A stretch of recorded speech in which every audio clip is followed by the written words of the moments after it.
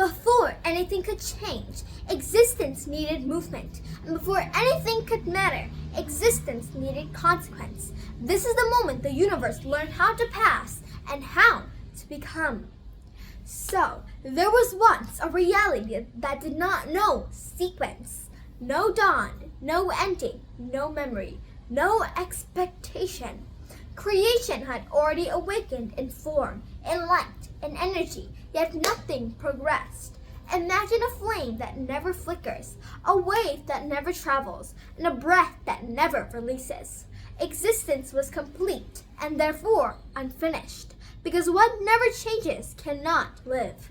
And so the cosmos carried a silent tension, not chaos, no order, but suspension. And potential waited without direction, and power existed without story. It was not emptiness that defined his age, it was permanence.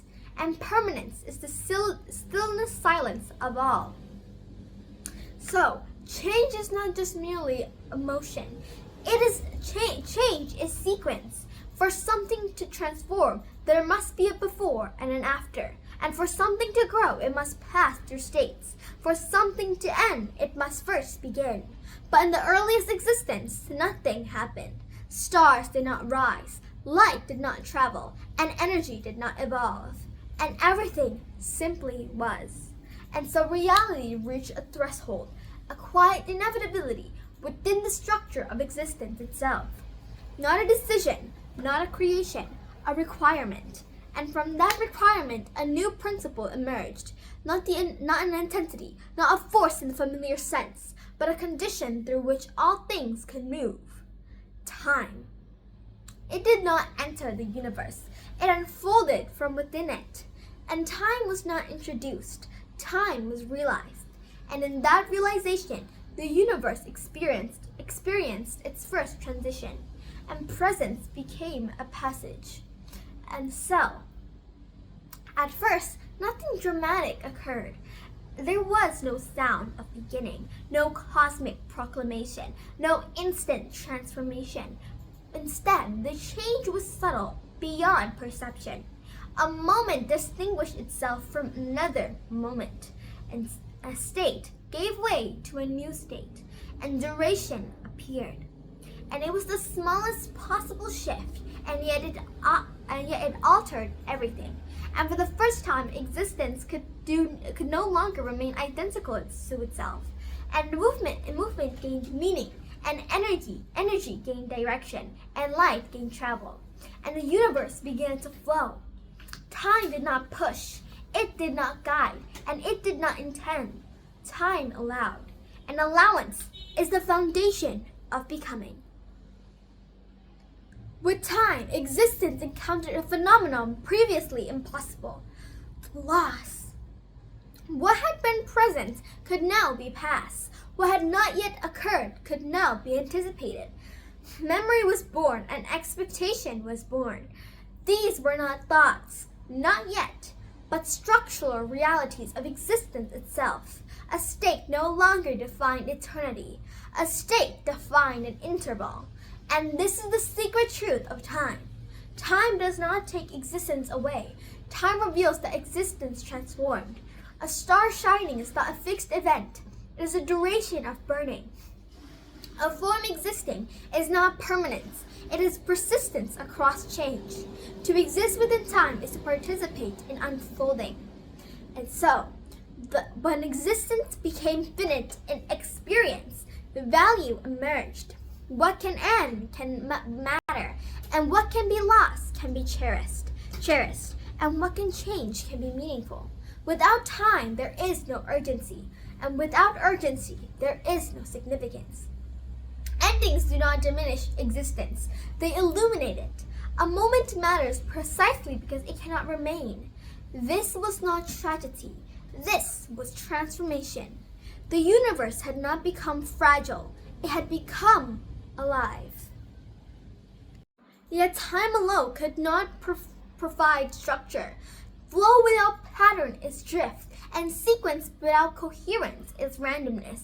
The universe could not change, but change required connection. And if time allowed events to occur, something must determine how events relate. And so, from this necessity emerged another principle, not created, not summoned, but revealed as logic of consequence itself. Fate. Fate is not prediction. Fate is not command. Fate is relation.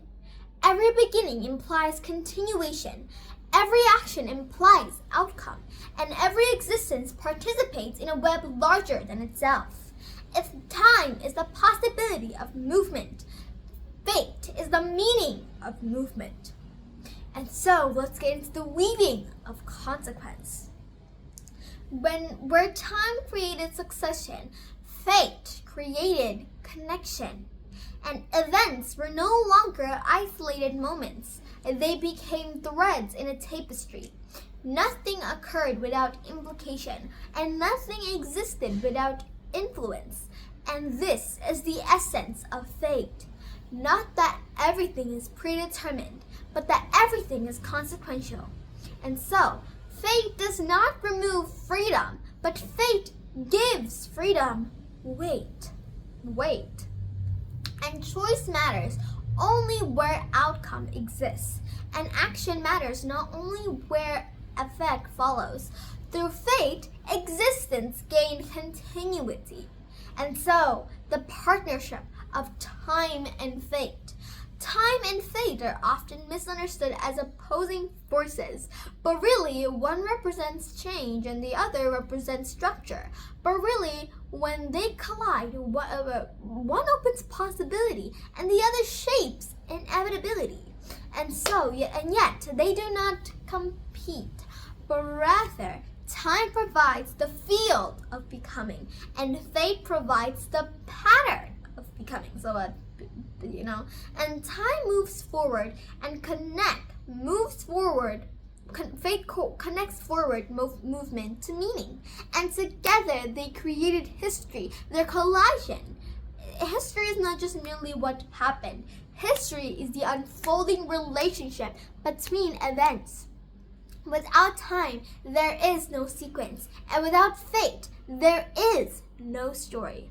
And the birth of process, because before time and fate, creation was an event.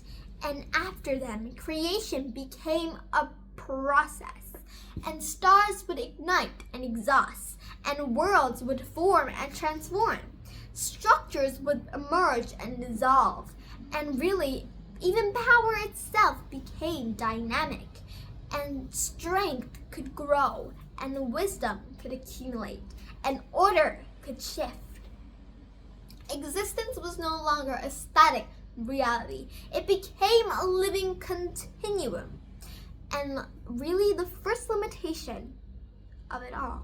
Because with time and fate, limitation entered existence. Not as a restriction, but as definition. To exist at one moment is not to exist at another. To choose one path is not to choose all paths.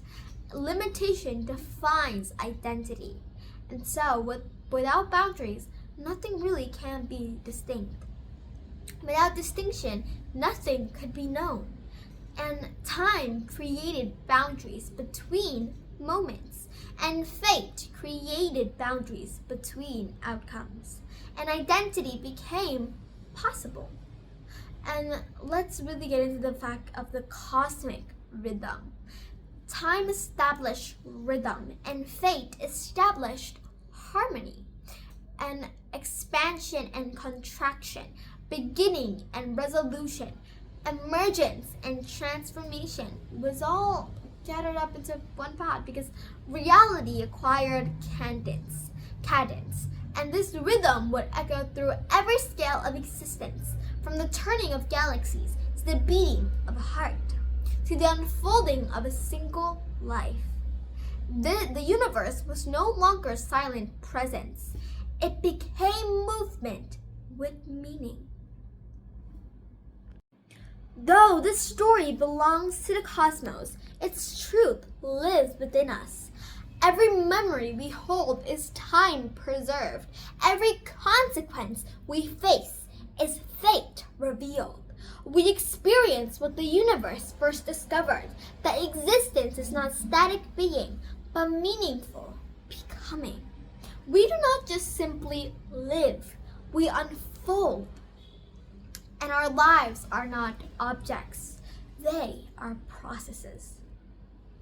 Time grants us moments, and fate grants those moments significance. Anyways, guys, if this story stirred something in you, there are many more legends waiting. Tell me in the comments which myth you want next, and until the next tale, stay curious.